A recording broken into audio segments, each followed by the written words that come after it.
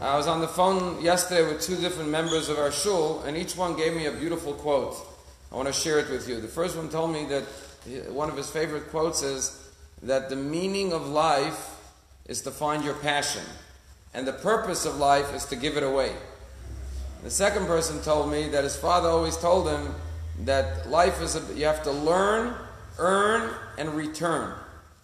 So this week's parsha talks about the mitzvah of tzedakah, about giving to others. It's the opening three words, V'yichuli Terumah, you shall take an offering, a contribution for me, for the construction of the Beis Hamikdash, of the Mishkan, of the tabernacle. It was the first fundraiser. If you think the UJA invented fundraising, Moshe Rabbeinu was the first one to fundraise. And it was the most successful fundraiser because they stopped accepting contributions. When was the last time you called your shul to make a donation and said, we have enough, give it to someone else, you know? Moshe Rabbeinu literally said, we have enough, find another cause to give to. So, the Torah says, V'yichlu, you shall take from me an offering. And the word Terumah literally means harama, an elevation offering, which means when you give charity, you elevate that money to tzedakah. It's a beautiful, so the question is, why did it say you should take? It should have said, you shall give an offering. Why does it say you shall take an offering? So, one of the many answers is that the Torah is teaching us that when you give, you're actually taking for yourself. You receive more by giving than by taking. Everyone knows the story of Shlomo HaMelech with the baby. They didn't know how to decide who was the mother. So how did he decide who the baby belonged to? He said, cut the baby in half. And one woman said, no, I don't want the baby. Don't cut the baby in half. Give it to the other woman. And Shlomo said, you're willing to give it away? That means you're the real owner. Only a person who's willing to share his possessions with others shows that he's really the owner of it. Because if you can't give tzedakah, it means that you don't possess it, it possesses you. You're controlled by your money. You don't have the freedom to share it with others. It's a beautiful story in the Gemara. There was a head of the Babylonian Academy. His name was Mar Ukva. And the Talmud says before he died, he said, make an accounting of all of my possessions. He was a wealthy man. He was not just a rabbi, he was also a wealthy man, a Baal Tzedakah. He said, make an accounting of how much I own. And they came to him with an account. He said, give half of it away to tzedakah before I die. 50%.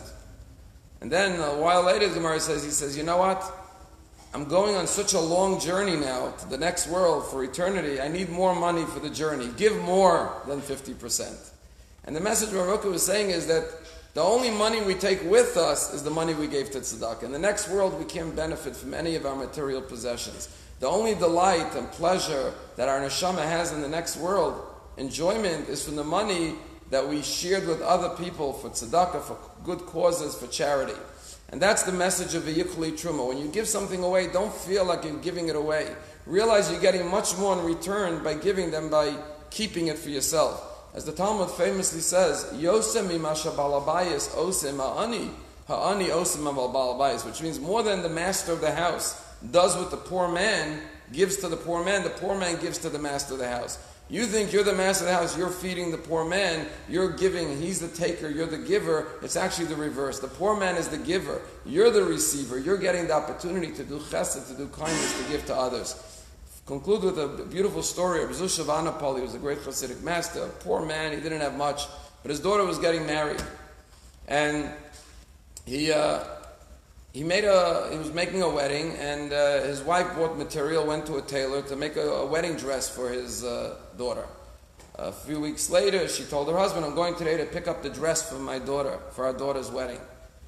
When he came home, he said, no, did you get the dress? He says, no. She says, no. He says, what happened to the dress? I thought you were going to get it. She said, when I came there, I noticed when the tailor, the woman was giving me the dress, she was crying. I said, what's the matter?